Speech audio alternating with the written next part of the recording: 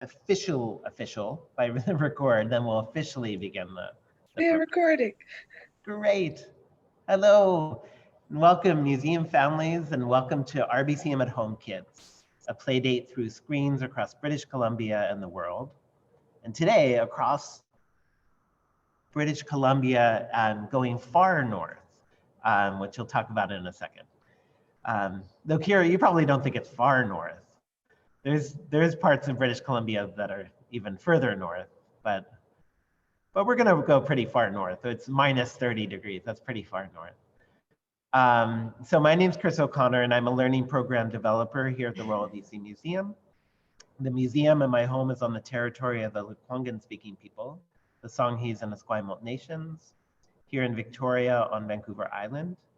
I'm an uninvited guest on this territory and grateful to live, learn, and raise a family on this land. And I also wanted to mention that today is, or this month is Black History Month as well. So I wanted to just bring your attention to every week for RBCM at Home. I just want to highlight a figure, and they're all I brought attention to through the BC Black History Awareness Society, which is an organization that we're working with right now. They have a really fantastic website with lots of great resources. And this is Selwyn. This is Selwyn Romilly, who was the first Black person to be named to the BC Supreme Court. And so that's very significant, and he did incredible work over his life, but he also lived in Smithers for a period of time. So I just wanted to surface him as a figure and the important work that he did in law over his career, the Honorable Selwyn Romilly. So yeah, so that's some Smithers connections. And then, so I'm going to go back to our PowerPoint. All right, so this is where I am right now. This is the front of the Royal BC Museum. And if you haven't been here before, this gives you a sense of where we are in all of Canada. So Victoria, or the Lekwungen territory, is at the bottom of Vancouver Island here. And then where we're going to go today is traveling way up north to Smithers. And Kira, I hope that I'm like close with my dot. Does that look? Yeah, it looks pretty close. It's funny that we talk about being in the north, but we're almost in the middle of the province. There, like you said, there's so much more north to go above us even. Yeah, totally. And there's lots of ways we can get to Smithers. And last year I was really lucky to be able to travel up to Smithers and other parts of that area and meet Kira and others up there. And I took a plane and then I took a car around that area. But today we're going to imagine that we're taking a train because we're going to be talking about trains. And I know if we're taking a car from here in Victoria all the way up to Smithers, takes about, I'm going to say like 14 hours. Is that? Yeah, about that. 14 hours. So a long, long trip. So once we arrive in Smithers in the Bulkley Valley, we're met very graciously by the curator of the Bulkley Valley Museum, Kira Westby. So welcome, Kira. We're so glad that you're here with us at RBCM at Home Kids. Yeah, thanks for inviting me, Chris. This is great. And I know that the Bulkley Valley has an incredible history that goes back thousands and thousands of years. So would you like to do that territorial acknowledgement? Yes, absolutely. So the Bulkley Valley Museum and the town of Smithers, we're located here on the beautiful traditional unceded territory of the Gidimt'en Bear Wolf clan of the Wet'suwet'en.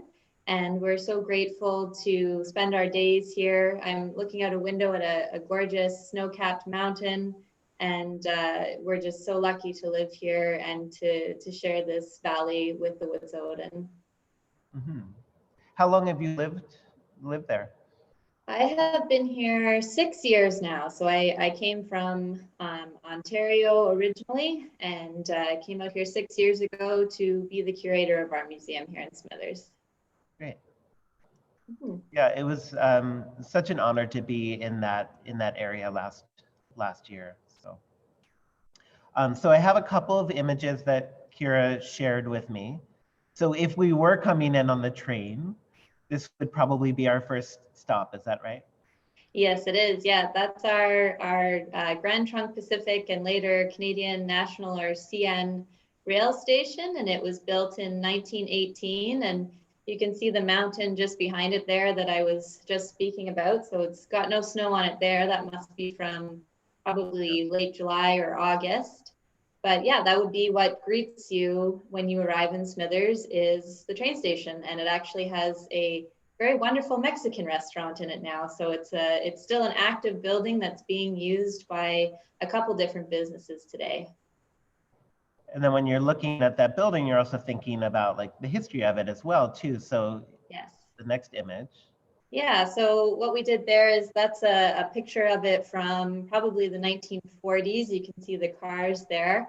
And we tried to line up the mountain to match with the building to give a sense of the past and the present, because that building has been so important to Smithers through all of its history, because we were founded as a railway town. The settler community here was founded as a railway town by a railway company, the Grand Trunk Pacific Company. So that building and the train is the reason that the town of Smithers, as it is today, is here. How about this image? So that would be kind of the opposite side of what we were seeing. That's the track side. And that train would be coming in from Prince Rupert, which is about 4 hours west of here, right on the coast of the Pacific. So that train has come from that direction and it's headed eastbound to Prince George. So Smithers is almost right in the middle between Prince George and Prince Rupert on the coast. We're sort of that midway stop. And that's part of why Smithers was chosen as this location at the base of beautiful Hudson Bay Mountain was chosen for the community, is because it's that midway point, because they needed what they call a divisional headquarters, and that's what we were. So they needed a spot where they could have one of the nicer stations. There was a spot for hotels where crews could rest overnight, or where passengers could rest if it was partway between. And we also had, and I think it might be in the next picture, Chris, what's called a round, oh, no, one more after that. But there you see again, that's the first train leaving Smithers in 1914. So that big building, that big complex on the next photo. Sorry to keep you switching. There we go. No, that's okay. Yeah, so that huge complex there, and there's a water tower, and you can see that big sort of half moon shaped thing. That's called a roundhouse, and it's not there anymore, unlike our train station, which is still around. So that thing and that big kind of wheel looking thing in front of it, they would use to turn the trains around, because before diesel engines, trains couldn't go forwards and backwards very easily. So they would actually use that to spin the trains to send them either eastbound or westbound. So there's a machine shop there, there's a big water tower, all sorts of stuff. And all of that is gone now, because with increased sort of mechanical knowledge and with diesel engines starting in the 1950s, they didn't need any of those buildings anymore. So they actually took them all away. And Kira, is this the main street of Smithers now? Yes. Yes, it is. Yeah, that's the main street running right up the center there. And so that's from about a year or so into Smithers' existence as a settler town. The building that I'm sitting in right now is the historic courthouse building, and it was built in 1925. And it's not even in that picture yet. It's about 10 years old, so not quite there yet in that photo. And you can see where they've just kind of cut a hole out of all the trees there. And yeah, Mhm. and in that photo, you can see all the stumps still of all the trees that they cut down to build the community. Yeah. And then this is the last image. Mm-hmm. This is not during the summer. No, yeah, that would be almost, we think this photo, we can date it pretty closely to between January and February of 1915. So this actually looks pretty similar to what I see out my window right now. That building that's kind of on the fast there, that's the first church that was built in Smithers. It's still, so it's still in use 100 years later. And yeah, so that actually looks, that mountain looks very similar to what I see out my window this morning. So it's nice to see that. Great. Well, thank you for those images. It really gives a sense of, for those who haven't been to Smithers, it gives a sense of Smithers, and those who have, gives a sense of just a reminder of what it looks like there. Mm-hmm. So trains are really important. Oh, and so we had a question from Colton who said, how old is the railroad? So this railroad up in Smithers, it's built in 1913 and 1914, so just over 100 years. And it goes from Manitoba to Prince Rupert on the coast. So if you've ever driven across Canada, that same Highway 16 corridor is very similar to where this train line goes. So it's not the first cross-Canadian train that was built. That one's, of course, through the lower half of the country. This was a second sort of transcontinental train to be built, and it was finished in 1914. Great. Yeah. So today we're going to explore a little bit of the ways that people communicated to the people that were on the trains. So we're going to make a lantern. That was one way of communicating. So, oh yeah, and actually we've got a couple of comments in the chat just that it's starting to snow where people are right now. And someone, Oliver said it, as soon as he started talking, it started to snow out the window. So maybe you're bringing some Smithers weather down to us here. So yes, thank you. I'll send it your way for a while. Right. Yeah. So is that a lantern that you have in front of you right there? Yeah, so this is and it's actually stamped CNR for the Canadian National Railway. So this is a railway lantern that would have been used to communicate with trains.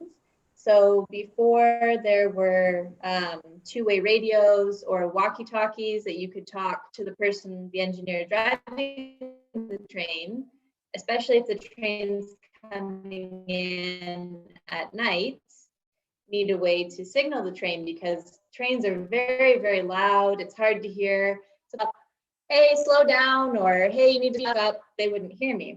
So this would have had a candle in it, and they would have used this to do their signals. So what I'm going to do today is I'm going to show you how to make your own railway lantern at home. So this is what we're going to be making today. And then I'm going to teach you some of the signals that they would have used to communicate with the train. So should we just get started then, Chris? Just one more question, Kira. So you're the curator at the museum there. What does that mean? What's your role there at the museum? Sure. So we're a lot smaller museum here than where Chris works at the provincial museum, the Royal BC Museum. So we have a staff of 2 people here, so myself and an assistant curator. We're responsible for all the things that the museum does. So as curator, look after our artifact collections, so items like this that are sort of 3-dimensional objects that help us share history. We also have what's called an archives collection. So that's all of the papers, letters, diaries, photos, maps, all of that sort of stuff. We have that in our archives. We look after that. We put together exhibits to help share this history, like the ones you would visit at the Royal BC Museum. And I'm actually sitting in our railway exhibit right now. And I get to do fun stuff like this, where I help share history. When there's no pandemic, if we have a class of kids come and visit us, this is actually one of the activities that we've done with a class visiting before. So it's really nice to be able to share this activity over the internet with you today, because we miss having our classes come in and visit us right now. So this is really nice. Yeah, it's a nice opportunity to come up and visit you. So Yeah. the materials, and Jenny put it in the chat and in the comments section in Facebook Live, but you just need paper, pencil, ruler, scissors, and tape. Absolutely, and again, we're yeah. recording this, so if you don't have those supplies, don't worry about it. You could come back and watch this recording later as well. Yeah, So, but definitely stay with us as we do it. Yeah, this is a great activity because these are things that most everybody has in their house. If you don't have tape, you can even use a stapler. So it's really, really easy to do. So shall we get started? Yeah. Awesome.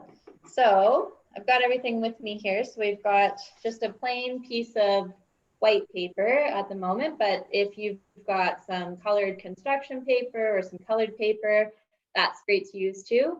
And mine's a standard sort of regular letter size paper, but you can use a bigger sheet if you want. It doesn't matter, whatever you've got works great.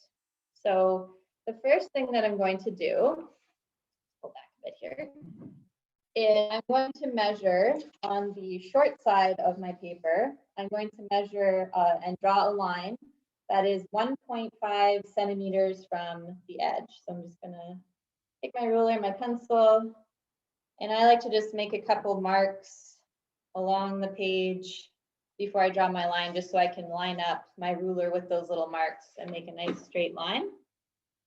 So I'm gonna draw my line there, so you can see, hopefully you can see, got a line along the edge here, and I'm just gonna cut off that strip, and that's what's going to make the handle for our lantern.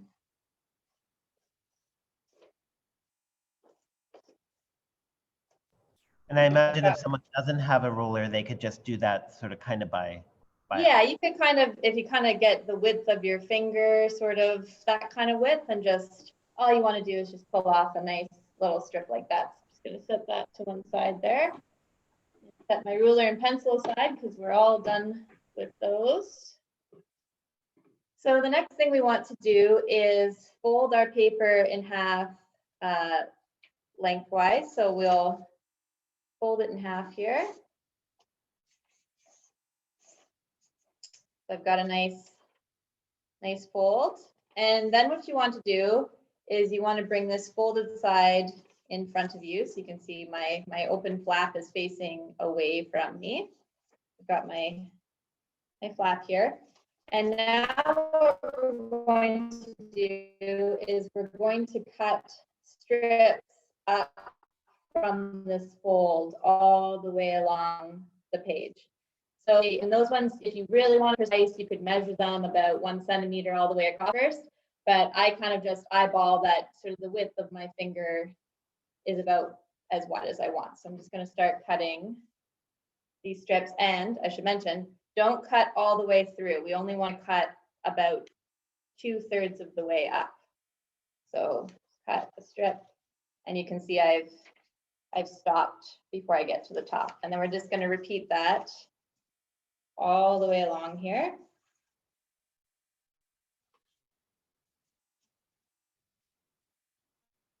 So you can see I'm just cutting these strips.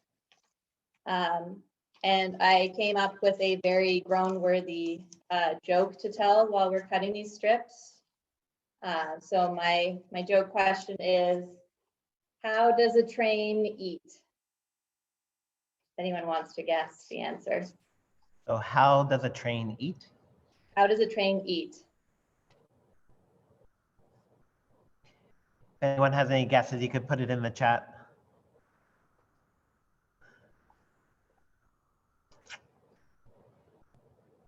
All right, how does a train?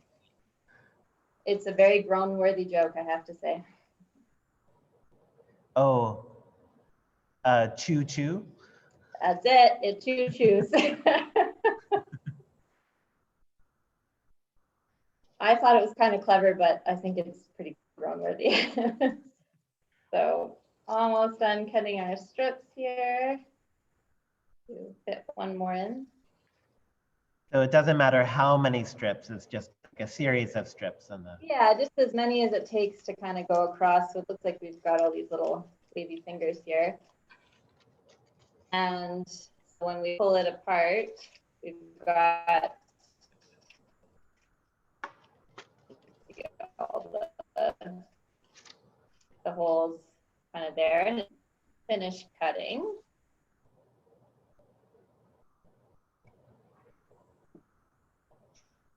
And then before we finish off our lantern, just to make it easier, I like to just pull a few strips of tape and set them on the edge of my table ready. So just some nice small little pieces, just so it's a little easier to start. You will need 4 pieces of tape in total. Just gonna get them to the edge of my table here.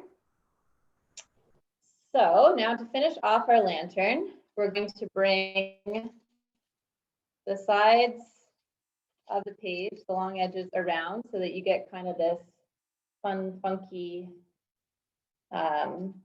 shape here. So we'll just bring the 2 edges together and just secure the edges with a piece of tape, top and bottom.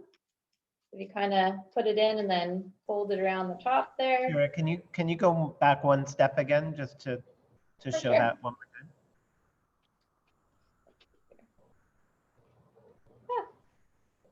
There we go. Yeah, so once we've cut all of our strips, open up our page, and then we're going to bring these long edges around to each other. So kind of bring it up and around so it's a long tube, and then you'll end up with that shape. And then we're just basically just taping these 2 sides together to form, and I'll bring it up again to show the completed one, what we're going for.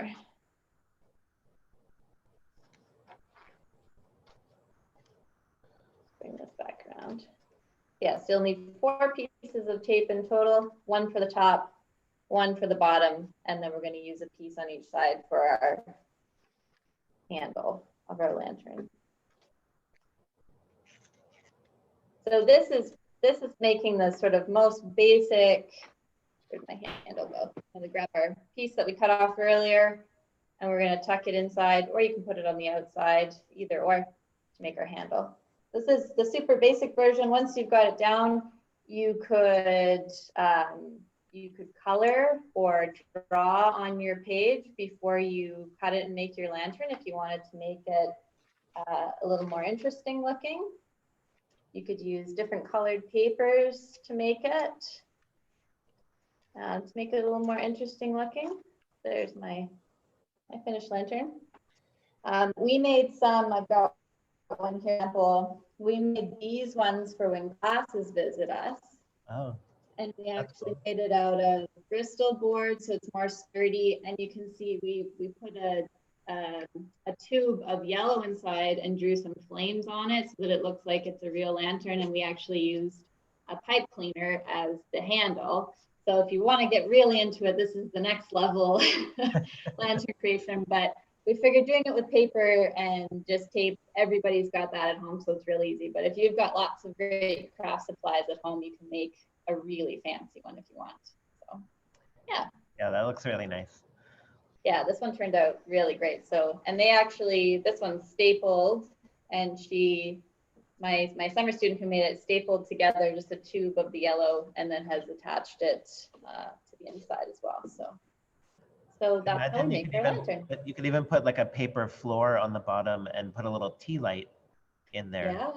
Yeah, you could. Yeah, one of those little reusable or battery operated ones. Yeah, could make it glow and without the center. That would look really cool in these ones actually. You're right, if it had like the bottom with some tea light in there. Yeah.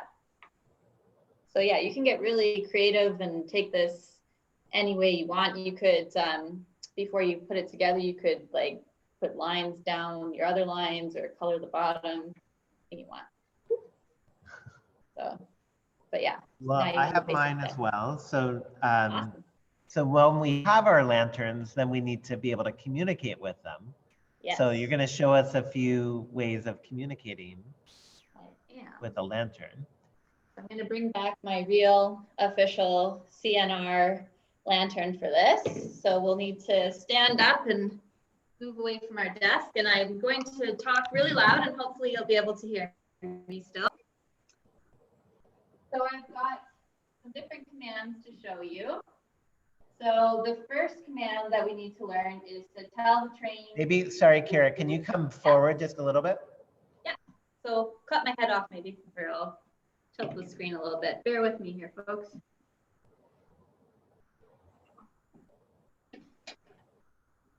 How's that, Chris? That's great. That's good? Yeah. Okay. So grab my page so I remember all my instructions. So the first signal we're going to learn is to tell the train to move forward. So to just keep going on. So to do that, we raise and lower our lantern in a straight line vertically in front of us. That's how we tell the train to go forward. If we wanted to tell the train to stop, we swing it back and forth in front of our body like that.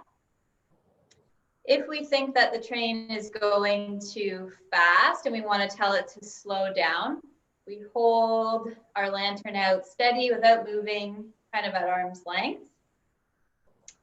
If we want the train to back up, say it's gone too far forward and we want to move it back towards the station a bit, we swing it sort of in a half circle, or sorry, in a circle about a half arm's length out from the body. So it's still pretty close to your body.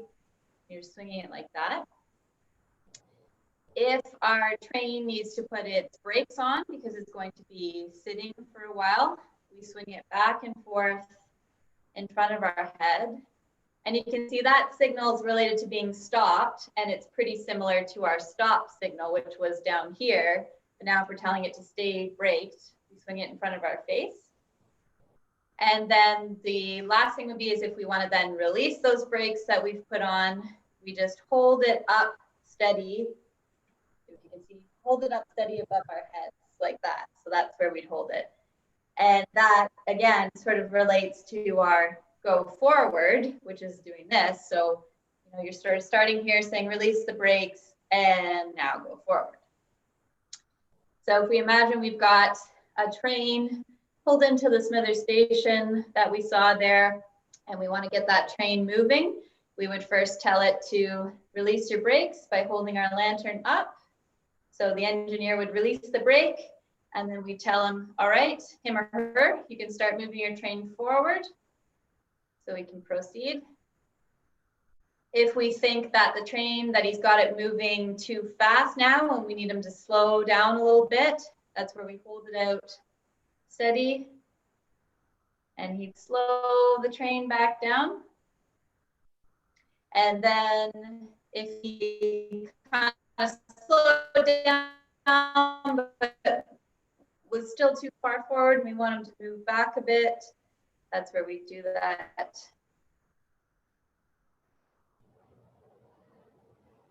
Swinging kind of half length. Now we need you to stop right there. Am I still with you? Yeah, you were just frozen for a second, but you're back. The funny face. So yeah, so we were slowing our train down. I don't know if we missed that.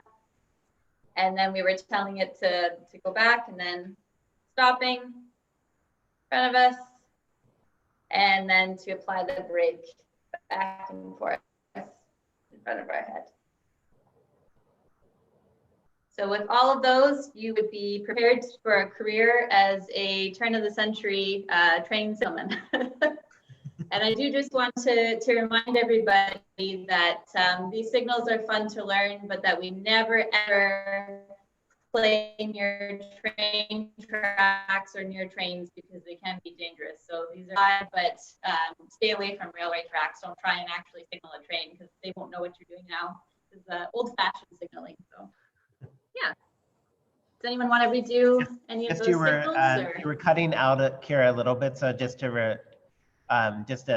in case anyone missed that, Kira is just saying, just important to not play by a train. Like you'd have to be a professional to do this by a train track. So we recommend if you have a train set at home to do it with your train set at home, or maybe in your backyard, imagining a train coming by. So when we have a class come and visit us, we'll divide them up and have half of them be the train. So they'll do hands on hips and form a train, and then the other group signals them and they have to follow the signal. So it's a fun thing that you can do with a friend as well. I don't know or how we're going to sibling. do that on Zoom, but No, yeah, it won't work so good on Zoom. But if you have siblings at home, you can teach them this and then make them play train with you, or kids, or parents. yeah, if you want your little brother to stop or to go to another room, you could just give the signals. So so Kira, you said that there would be a particular person who was hired by the railroad company to do this job. Yes, yeah. So back at when Smithers was founded around 1914, trains, there was a lot more jobs related to trains than there are today. So you'd have, the engineer driving the train, you'd have a signal person at the station who would be responsible for that. You'd have mechanics. They used to have their own firemen, because back before a diesel engine, when you're using coal with the sparks and everything, there was a greater chance of fire. So you'd have your own firemen at the train station. Here we had a crew of mechanics. We had our own water tower for bringing in water for the steam engines. So there used to be a lot more jobs. You'd have people who were responsible for giving the train the orders. So now everything's computerized. But then they actually had paper orders that you'd have to give to the guy on the train and pick up a load of grain. Then you take, or maybe your passenger train, and you need to stop at all of these stations. And actually, I will just grab from my exhibit here. I have something that I can show you.